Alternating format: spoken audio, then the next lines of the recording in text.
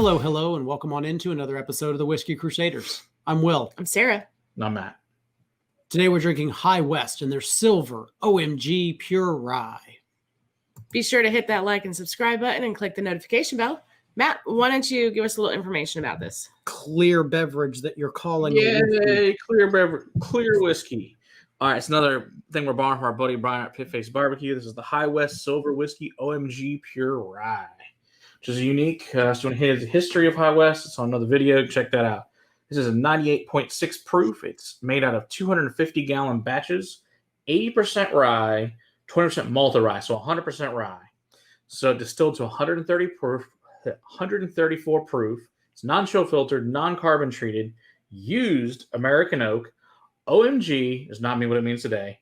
It is back in the 1800 meant Old Monongahela Rye, which means falling banks.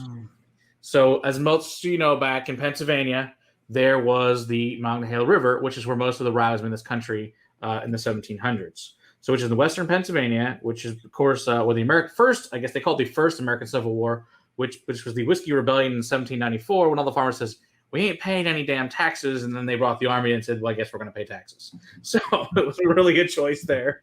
In the 1800s,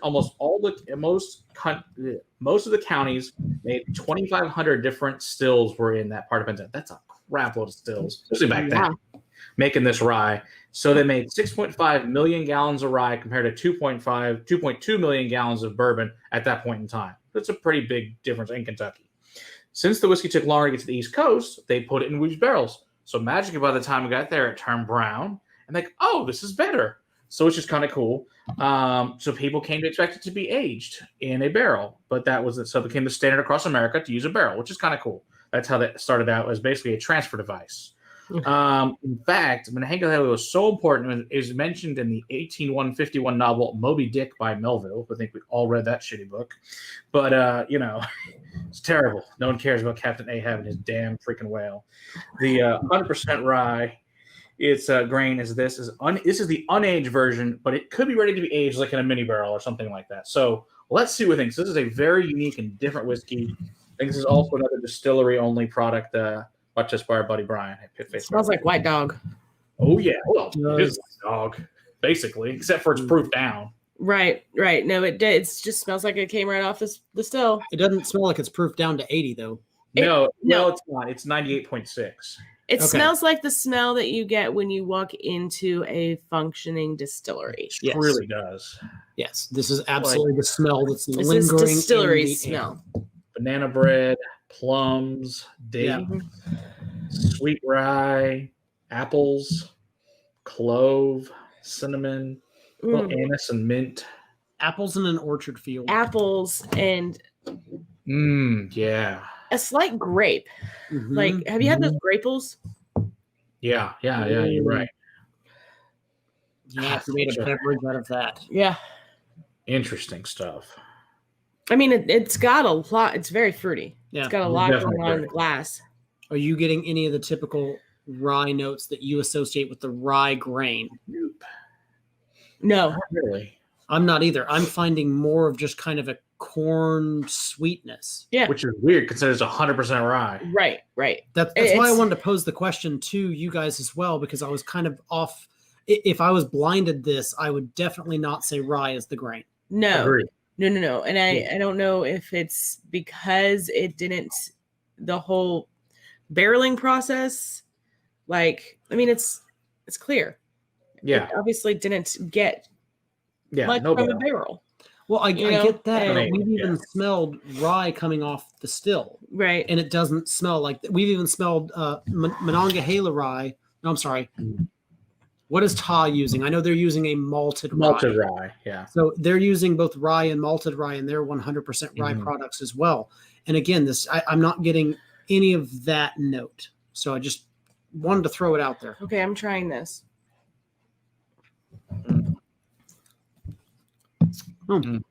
Yeah. See, and it says whiskey is sold from a rye mash, so technically it's just whiskey and not a rye. Right. Because it's unaged. It's very. There's that black pepper. It does have a black pepper on it. The very front of it is very barnyardy. Super grapey, like overripened banana. a little mint and clove and cinnamon.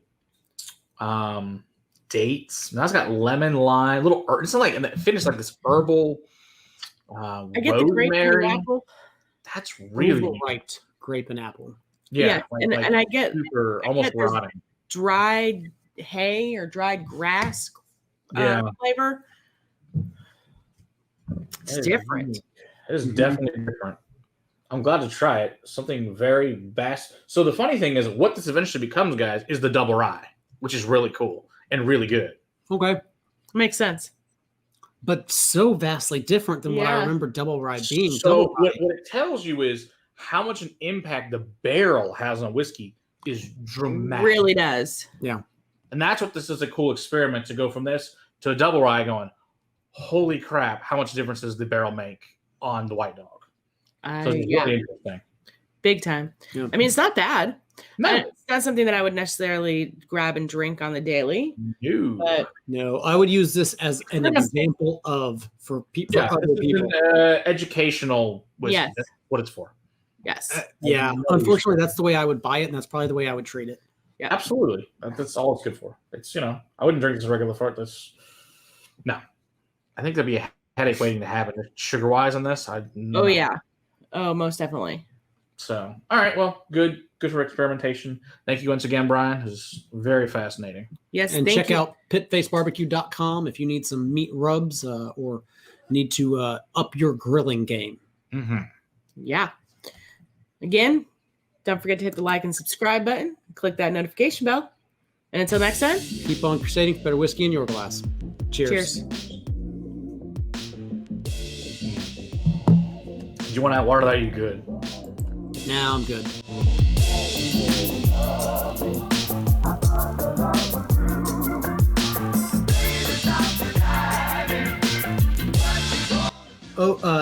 High West OMG Rye.